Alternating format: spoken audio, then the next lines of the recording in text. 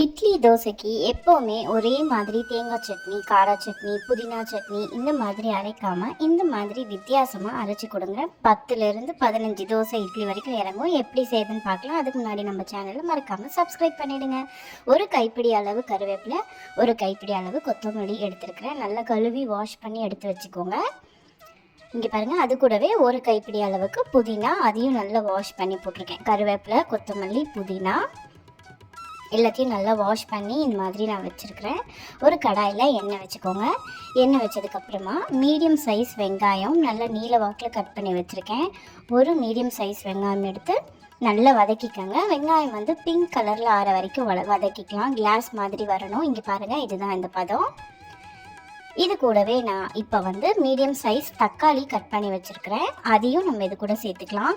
இந்த சட்னி வந்து ரொம்பவே சூப்பராக இருக்கும். இட்லி தோசை கூட மட்டும் இல்லைங்க, சூட சாதம் வச்சு அந்த சூட சாதத்தில் இந்த சட்னியை போட்டு பிசைஞ்சு சாப்பிட்டா செம்ம அட்டகாசமாக இருக்கும். ட்ரை பண்ணி பாருங்கள் மறக்காமல். இப்போ வந்து இந்த ஸ்டேஜில் கல்லுப்பு சேர்த்துக்கிறேன். வெங்காயம் தக்காளி சீக்கிரமாக வதங்கிரும். நிஜமாகவே இந்த சட்னி ரொம்பவே டேஸ்ட்டாக இருக்கும். தோசை கூட ரொம்ப நல்லாயிருக்கும், இட்லி கூடயும் ரொம்ப ரொம்ப சூப்பராக இருக்கும். இது கூடவே நான் இப்போ 3லேருந்து 4 பச்சை மிளகா போட்டுக்கிறேன். பச்சை மிளகா தான் வந்து இந்த சட்னிக்கு நல்ல டேஸ்ட் கொடுக்கும். நல்லா வதக்கிக்கங்க. இப்போது நம்ம வச்சுருந்தோம் இல்லையா புதினா, கொத்தமல்லி, கருவேப்பிலை கழுவி வச்சுருந்தோம் இல்லையா, அதை வந்து இது கூட சேர்த்துக்கிறேன். சேர்த்துட்டு நல்லா வதக்கி கொடுங்க. கொத்தமல்லி இதில் போட்டு வதக்கணுன்னா கசப்பாயிடுமே, அந்த மாதிரிலாம் எதுவுமே இல்லை. எல்லாம் கூட சேர்ந்து ஒன்றா வதங்கும் போது நல்லா தான் இருக்கும், கசப்பாலாம் இருக்காது. நிஜமாகவே சூப்பர் சட்னி இது. ட்ரை பண்ணி பார்த்துட்டு எனக்கு மறக்காமல் கமெண்ட்டில் சொல்லுங்கள். இது கூடவே வந்து தேங்காய் ஒரு 5-6 பீஸ் தேங்காய் போட்டுக்கோங்க.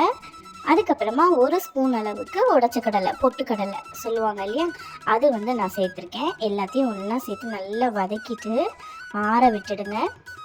ஆற விட்டுட்டு இங்கே பாருங்கள், நல்லா வதக்கி எடுத்துக்கோங்க. உடச்சக்கல்ல போட்டோன்னா சட்னி டேஸ்ட்டு இன்னமும் நல்லாயிருக்கும். நல்லா இதை வந்து ஆற வச்சுட்டு ஒரு மிக்ஸி ஜார் எடுத்து இது எல்லாத்தையும் அதில் மிக்ஸி ஜாரில் போட்டுட்டு இங்கே பாருங்கள், ரொம்பவே சூப்பராக இருக்கும் இந்த சட்னி. மிக்ஸி ஜாரில் போட்டு அரைச்சி எடுத்தீங்க அப்படின்னா சூப்பரான சுவையான கதம்ப சட்னி ரெடி ஆகிடும்.